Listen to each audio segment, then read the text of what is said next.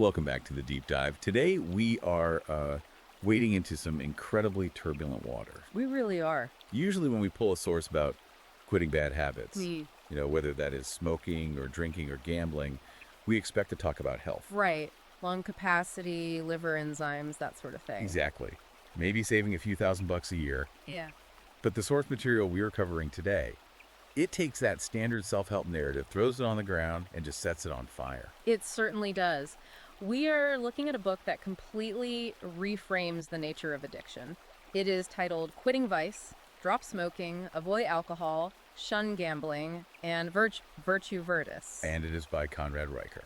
Yes. And right off the bat, the title alone suggests this isn't just about stopping a behavior. It is about, well, reclaiming something lost. Before we even get into the meat of this, because trust me, it is dense and it is highly controversial, I need to remind everyone listening right now. Yes, definitely. If you want these deep dives delivered straight to you, hit that like and subscribe button immediately.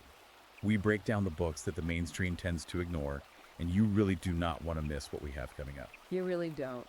And honestly, if you find yourself agreeing with the premise we are about to discuss, you should just open up a new tab and check Amazon Kindle and Google Play Books right now to buy the book, because we are only scratching the surface today. Right. So regarding Quitting Vice, the first thing you need to understand is the genre. Reicher is not writing a medical pamphlet. Not at all. This isn't about how nicotine patches work or, counting calories to avoid beer weight. I was reading the intro, and he explicitly calls this a war manual. That sets a very specific tone for the reader. It does. It is essentially a piece of edutainment. And it is written specifically for men who feel the modern world is actively working against them. The central thesis here is incredibly provocative. Yeah, made out for us. Reicher argues that male addiction is not just a personal failure. It is not a lack of willpower or some genetic predisposition. Right. He claims it is a side effect, really, of living in what he terms a feminized cage. A feminized cage. That is a heavy phrase. I saw he also throws around terms like gynocracy. Yes, he does. For the listener who might not be deep in these circles, what is he actually arguing there? Well, Reicher's argument is that the modern world, specifically the West, has been re-engineered. He suggests that society is now specifically designed to keep men weak, docile, and dependent. Wow. In his view, vices like smoking or gambling aren't just bad habits. They are the pacifiers that men use to cope with living in a cage that goes entirely against their biology. So he is saying the system is rigged. He goes much further than that. He analyzes the history of major institutions, so we're talking schools, courts, the media, and he argues you have to understand the history of our institutions before they were captured by feminists and Marxists. Captured. Right. He explicitly identifies those ideological forces. He suggests these institutions have been totally retooled over the last 50 years to suppress natural male instincts and replace them with compliance. That is intense stuff. It frames the whole concept of quitting not as a health choice, but as a political act. Exactly. If you are listening to this and you've ever felt like the deck is stacked against you, or that the world has gotten hostile to just being a man, you are going to want to pick this up. Again, Amazon Kindle and Google Play Books. It is definitely a deep rabbit hole. Let's unpack this feminized cage concept, though. Yeah. Because he starts really early on with the education system. He does. He traces the roots of this suppression straight back to childhood. Reicher argues that the way we raise boys today is fundamentally at odds with their biology. Right. He points to specific examples of how the education system has shifted. He brings up a wild case study regarding preschools in Sweden. Oh, I marked this section. The language policy, right? Yes. He highlights preschools that have banned the words boy and girl entirely. They favor gender-neutral terms like friends or kiddos. Totally erasing the distinction. Exactly. But it wasn't just the words. They physically removed gendered toys. No trucks, no soldiers, no dolls. The goal, according to Reicher, is to socially engineer children to believe that biological differences just don't exist. And Reicher's take is that you cannot build strong men if you are telling them their instincts are wrong before they can even read. Precisely. But he brings it closer to the American experience, too. He discusses a school in Massachusetts that made headlines for replacing recess with mindfulness circles. But they got rid of recess, like running around, playing tag, throwing balls. Gone. Reicher argues that traditional recess, which he calls warrior training, is absolutely essential. Oh, I like that term, warrior training. Right. It is where boys learn physics, they learn risk by climbing trees, they learn hierarchy and conflict resolution by organizing games. They figure out who the leader is, you argue over whether someone was tagged or not. Exactly. And replacing that with mindfulness circles where they sit in a ring and process emotions is what Riker calls emotional daycare. Emotional daycare. He argues this trains boys to be compliant subjects who suppress their energy, rather than strong men who know how to channel it. It is that idea that natural boy behavior, being loud, being rough, taking risks, is now treated like a pathology. Yes. Like if you act like a boy, you get sent to the nurse or the counselor for medication. That is the absolute core of his institutional capture theory regarding education. He believes this system creates an entire generation of men who are ashamed of their masculinity. They don't assert themselves. They just obey rules. And then what happens? Well, when they grow up, that suppression manifests as deep-seated anxiety. And what do they do to treat that anxiety? They turn to vice. So the smoking or the drinking isn't the root problem. It's the medication for the problem. Right. Now, moving from childhood to adulthood, he has a section that I found genuinely disturbing. He calls it the Fogel effect. Yes. I am assuming he is referencing Jared Fogle, the subway guy. He is. And it is a dark but really fascinating analysis. Now, Riker obviously calls Fogel a monster. He is not defending him at all. But he argues that Fogel's crimes have been weaponized by the system to dismantle any space where men gather. Weaponized how? Exactly. He tells this story about a chess club in Michigan. This was an all-boys chess club. And we are not talking about a rowdy biker gang here. We are talking about kids learning the Sicilian defense. Right. Just playing chess. And it was shut down Why would anyone shut down a kids' chess club? because a suburban mother complained to the school district. She didn't claim any actual abuse happened. She cited the Fogel effect, arguing that all boy groups create spaces where abuse can happen. You're kidding. The mere existence of men or boys gathering without female supervision was flagged as a potential threat. That sounds like Minority Report. Just total pre-crime. Riker argues that guilt by association is now the absolute standard for men. He contrasts this with a girls' yoga club in the exact same district that meets in a dark gym with no supervision and nobody bats an eye. It is massive double standard. I think he quoted a feminist legal theorist here, Catherine McKinnon. Yes. He cites her work to explain the ideology behind this. McKinnon has argued that male desire is structurally violent. Structurally violent? Right. And Riker claims this viewpoint has completely seeped into policy, meaning the system treats every single man like he is one bad day away from being a predator. And the result, according to the book, is isolation. Men just stop gathering. They stop forming what Riker calls iron brotherhoods. They are terrified of being labeled or accused of something, and when you isolate a man, you remove his support network. Yeah. You leave him alone in his house with his thoughts, and that is exactly when the vice creeps in. So you have schools suppressing boys, and you have culture demonizing male spaces. But then he pivots to the legal system, and this is where it gets incredibly concrete. He calls it the legal and economic trap. This segment focuses heavily on how the justice system punishes what Riker considers traditional male virtues, specifically the instinct to protect and to provide. The story that really stuck out to me here was the James Beard case in Texas. Yeah. Can you walk us through that? Because it sounded like a total nightmare scenario. It is a harrowing account. Beard was a mechanic living in a quiet suburb. One night, he hears a noise in his garage. He goes out, armed, and finds a man trying to steal his tools. The intruder lunges at him, and Beard shoots. See, in Texas, you would think there's an open and shut self-defense case. You really would think so. But Beard ended up sitting in jail for 18 months before the charges were eventually dropped. He lost his job, he lost his savings, and his reputation was ruined. That is insane. Riker uses this to illustrate his point that the system actively punishes protectors. He discusses this concept of the reasonable woman standard in court. I have heard of the reasonable man standard in law. What is the reasonable woman standard? It is a shift in legal interpretation. Actions are judged not by tactical necessity or rational defense, but by whether they would cause fear in an average woman. Oh, wow. Riker argues this feminizes the law entirely. If a man acts with necessary aggression to neutralize a threat, but that aggression looks scary to a female juror or a female judge, he is penalized for it. So if you act like a warrior, you go to jail. If you act like a victim, you get sympathy. That is exactly his assessment. But where he really digs in, and this is where he gets very specific about financial ruin, is the chapter on marriage and divorce. He calls it the marriage plantation. Yeah, he really does not mince words there at all. He compares no-fault divorce to canceling a gym membership.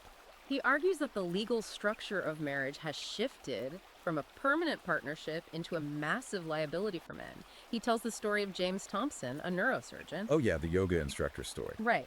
His wife leaves him. No abuse, no infidelity on his part. She just leaves for her yoga instructor. Right. Because of the sheer disparity in income, the court awards her primary custody and massive support payments. Brutal. Thompson ends up working 3 shifts a week, living in a tiny studio apartment, just to cover the payments for a house he isn't even allowed to enter. He calls himself a human ATM with visitation rights. That is just brutal. But how does Riker connect this back to smoking or drinking? This is the crucial link in the book's thesis. Riker cites a 2023 statistic from the Journal of Divorce and Remarriage. Men who lose their homes in a divorce are 7 times more likely to develop nicotine dependence within 18 months. 7 times. That is a massive correlation. Riker argues it is not just about stress, it is about the total loss of agency.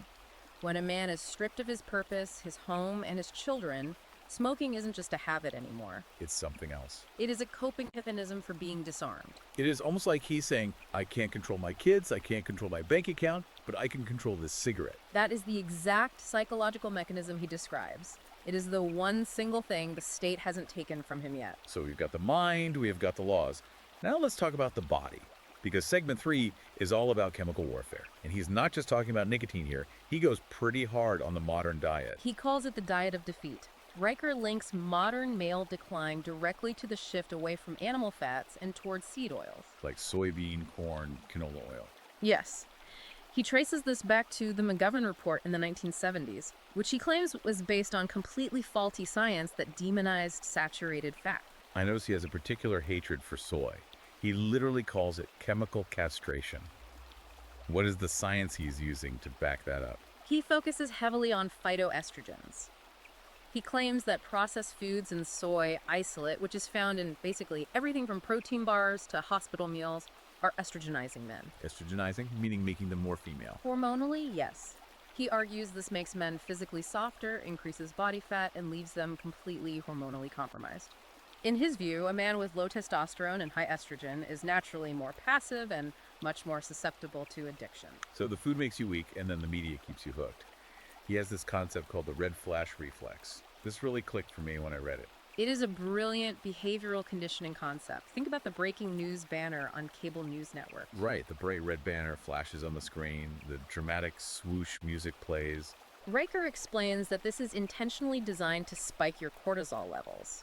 He tells the anecdote of a former Marine who was trying to quit smoking. Oh, I love this guy. Yeah, this Marine realized that every single time CNN or Fox flashed a crisis alert, his hand automatically went to his pocket for his lighter.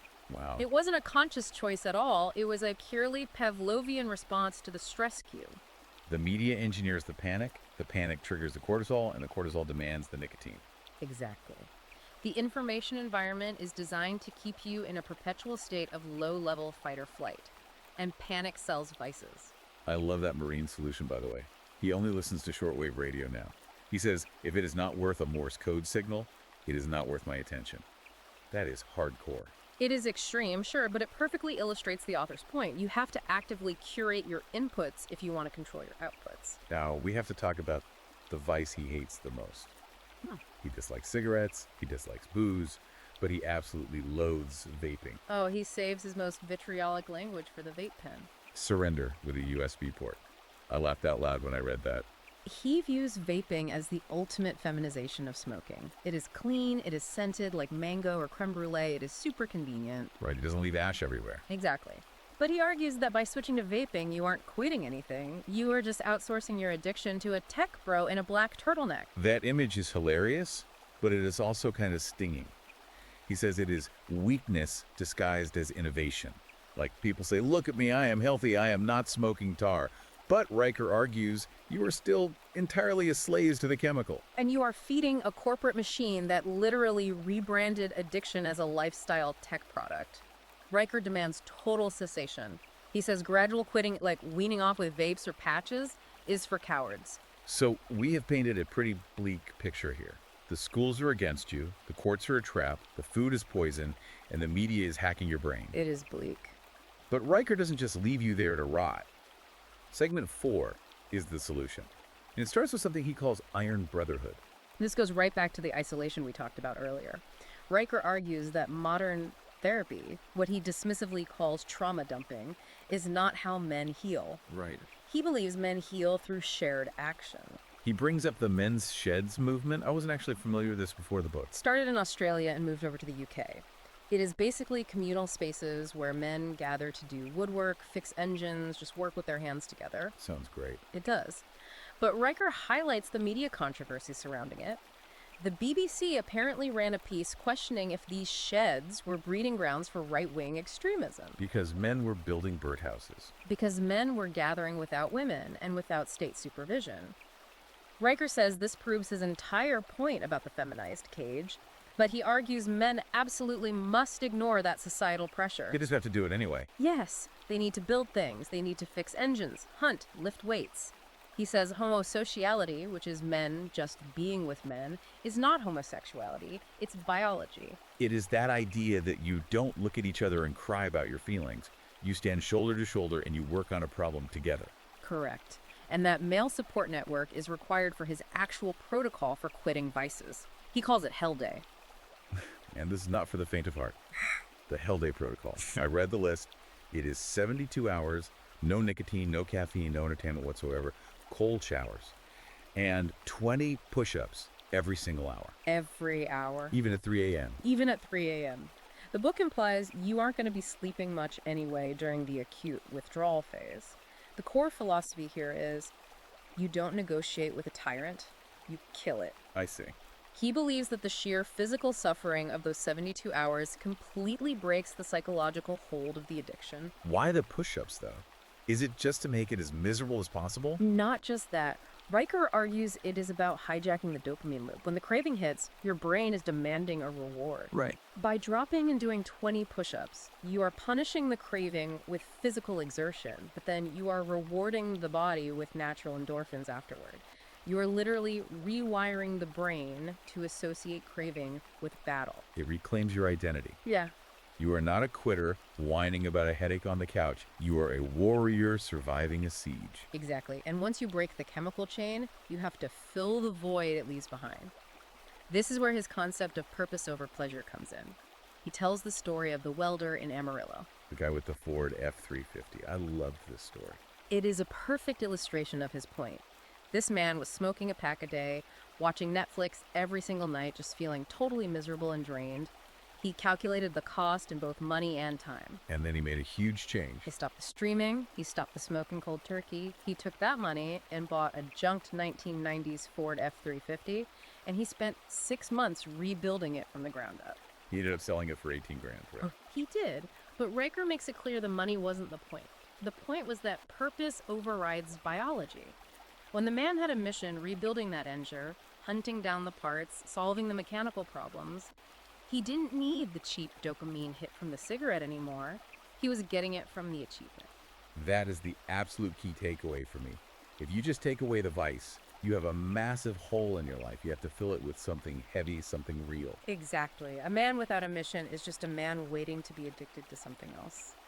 So we are coming to the end here, and Riker wraps the whole book up with a mental exercise he calls tombstone visualization. It is a very stoic exercise.